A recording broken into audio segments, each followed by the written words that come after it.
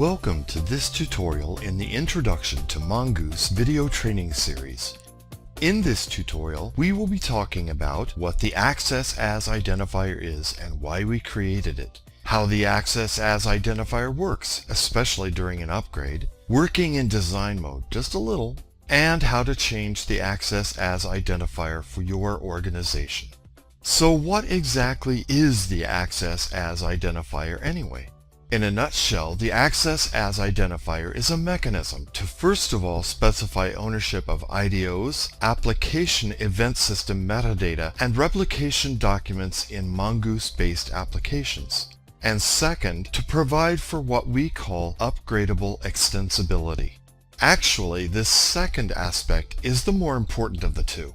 This is the aspect of the access identifier that allows one organization developing in Mongoose to protect and preserve its application resources from another organization's changes, especially during upgrades. One of the key objectives in creating this mechanism was to prevent unauthorized changes to, or deletions of, IDOs and other global metadata. This has multiple advantages.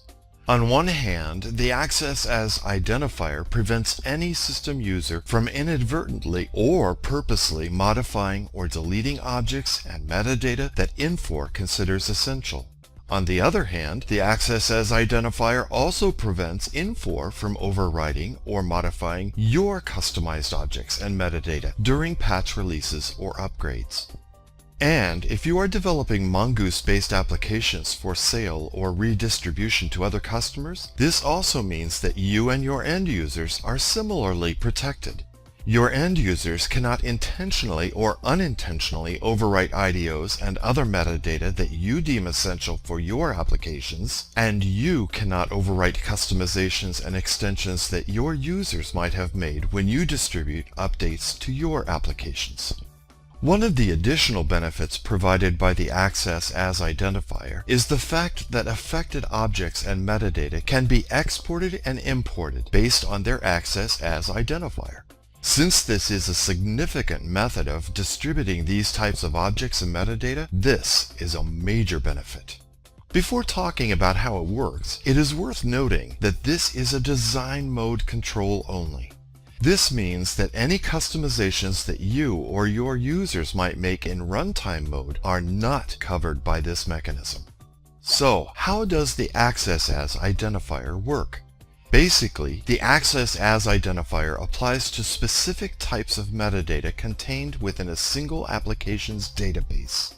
Each application database, therefore, should have only one access as identifier, and that should never change.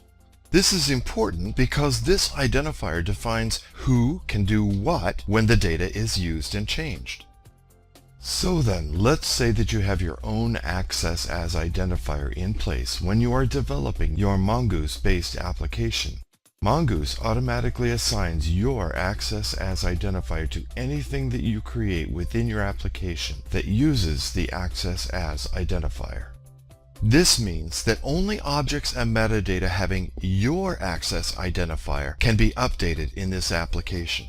Anyone else who is using your objects and metadata but who is not part of your organization and so does not have your access as identifier active cannot change your material. It is locked, and only you and your organization have the key. It also means that you cannot change or update any objects or metadata with access as values other than yours. This is because they are owned by that other organization and thus are locked, preventing changes. For details and examples of how this works in practice, see the appendix on the synchronization of metadata in the Infor Guide to the Application Event System. In general, on any of the forms where the access as identifier appears, you can expect to see one of three basic values in that field, which is always read-only.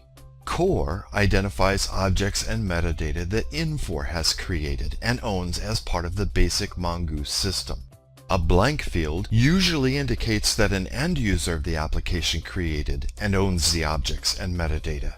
Any other value in this field generally indicates some other creator and owner, often an Infor business partner, but almost always someone who develops and intends to distribute Mongoose-based applications. To find out what the Access As identifier is on your system, open the Access As form. If necessary, you can also use this form to change the Access As identifier. We'll see that in a minute here. As a general rule, there should be no reason to change the Access As identifier on your system, and Infor intends that in most cases it should not be changed. However, if you are an Infor business partner or authorized vendor developer working on Mongoose-based applications for redistribution, you will no doubt want to change the Access As identifier's value to identify and protect your work.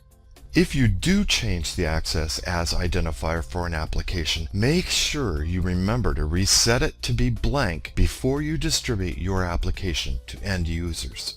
If you find that for application development purposes you want or need to change the Access As identifier for your application, we recommend that you contact your Infor customer support representative for help. But let's go ahead and take a look at the procedure.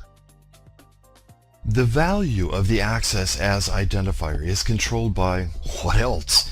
The Access As form. To change the value of the Access As identifier, we must change the sole value displayed on this form.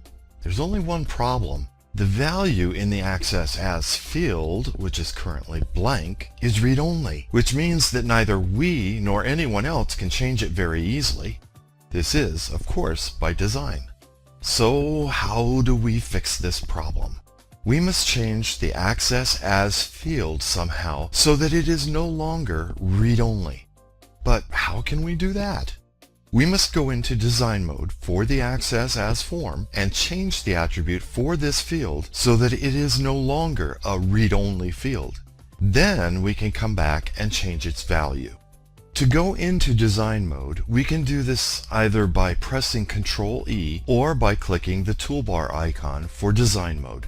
Notice that when we do so, WinStudio warns us that the form is not locked, which means that we do not have it checked out. That's okay, because we do not need to check it out to accomplish what we want here. So go ahead and click Yes. Now we are in design mode. Notice the Toolbox Object Viewer panel on the left and the Property Sheet panel on the right. Notice also the altered appearance of the form. We can now see the Access As Edit field clearly. When we click that field component to select it, notice that WinStudio displays the component property sheet for this edit field. This property sheet displays all the properties and attributes that can apply to this particular component. These attributes are categorized and grouped together according to what they control. We do not have the time to explain all these properties and attributes, but let us quickly point out the basic groups for this component. The design group of attributes controls basic identifying information about the component. For the most part, its name, type, caption, and so on. The appearance attributes determine how various aspects of the component display in the form, colors, fonts, associated theme classes, and that sort of thing. The behavior attributes determine how the component acts when different kinds of actions or conditions exist, and also what the user can and cannot do with the data represented by that component.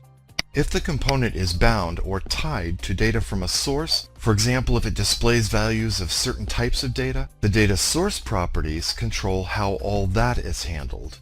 The help properties indicate what text or sources are invoked when a user clicks the component for context-sensitive help. If the component is to inherit any of its properties or attributes from a component or property class, that association is determined or indicated by the inheritance group of properties. The layout properties determine how and where the component displays on the form, its size, its location, whether it is contained within another component, and so on. And finally, the miscellaneous group of attributes are properties that do not fit into any of the other groups, and they are just what their name implies, miscellaneous. Before we move on, we should note that the properties we have just looked at are the ones that apply to edit field components. Other types of components have their own sets of properties and property groups, some of which might be the same as these, and some of which are different. It all depends on what kind of component you are dealing with at the moment as to what is displayed in the component property sheet.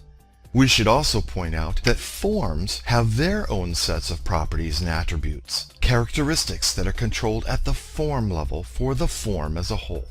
Enough on that for now, but remember that if you ever want to know more about any of these properties, the information is always just a click or two away. All you need to do is make good use of the extensive Mongoose context-sensitive online help system.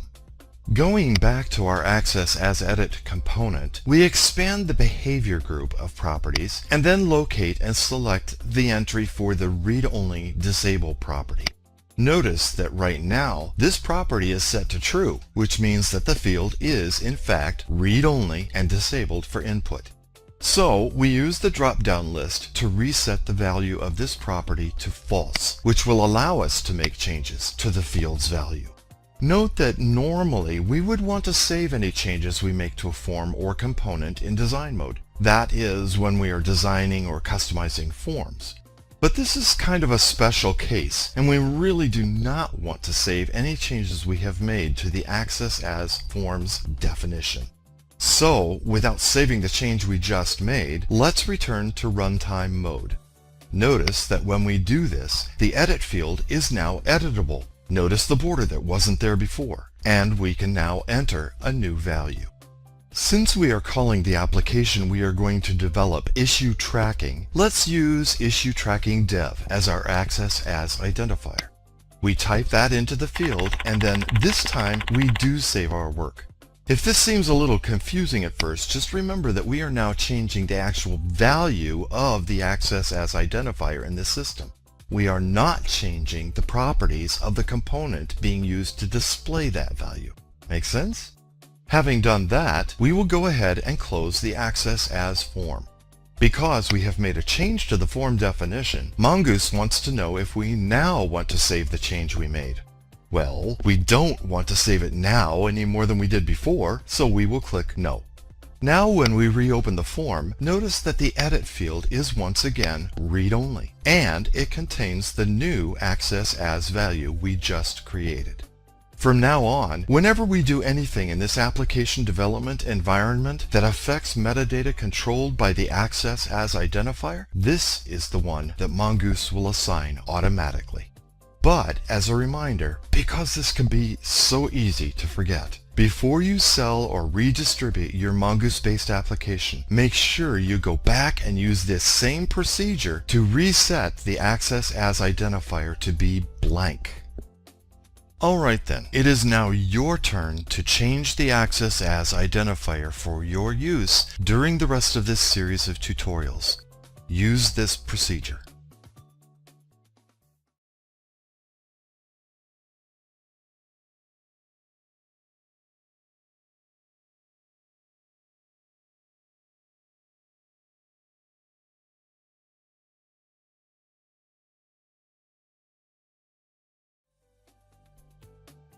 Looking back over what we have done, in this tutorial we talked about what the access as identifier is and how it works on a conceptual level. We gave you a quick tour of the design mode and how things work there. And we demonstrated the procedure to change the value of the access as identifier on your system. So what's next?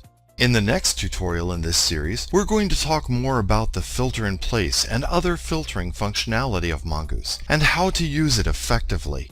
We're also going to explore some things about navigating grid displays and selecting data in grid components. And finally, we're going to provide some additional tips and tricks for working more effectively and efficiently in Mongoose. For more information, including more tutorials and complete documentation, visit our Mongoose portal at https://mongoose.infor.com/portal. For technical support, visit the Infor Extreme support website at https://www.inforextreme.com and log an incident there. or feel free to contact us with your questions and comments at mongoose@infor.com. That's it for this tutorial. Until next time then, have a great Mongoose day!